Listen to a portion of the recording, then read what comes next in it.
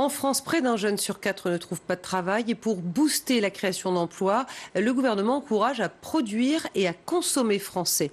Le salon du Made in France se tient ce week-end, porte de Versailles à Paris, cap à Beauvais où un reportage nous fait découvrir un incroyable Gaulois qui fabrique encore des brosses à dents sur le territoire français. Regardez. Le bleu, blanc, rouge en série limitée. C'est un clin d'œil du nouveau directeur pour montrer que la brosse à dents française existe toujours.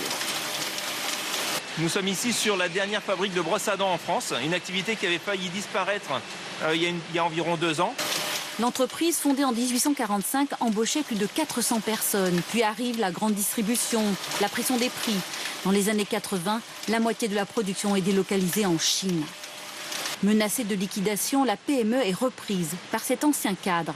Il mise sur le Made in France, un pari difficile. Alors, il est vrai que, par exemple, les filaments, c'est un marché qui peut être européen, voire mondial, parce qu'on n'a pas sur le territoire la fabrication des filaments. Ils peuvent venir de Hollande, par exemple, ceux-là. Quand j'ai repris l'entreprise, nous avons été chercher en Asie les produits qui avaient été placés par le précédent propriétaire pour les relocaliser en France. Face aux multinationales, l'entreprise cible des produits spécifiques. Enfants, porteurs de bagues, d'appareils, de prothèses et offre du sur-mesure à ses clients. L'objectif est de garder des prix compétitifs.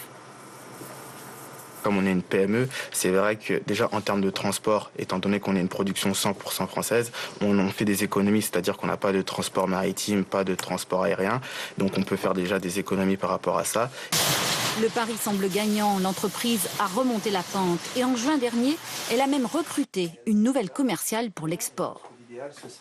Oui, le fabriqué en France est effectivement bien vu en tout cas à l'étranger et étonnamment en Chine. Un pays dans lequel la petite entreprise française expédie déjà 100 000 brosses à dents par an. Les marchés terminent.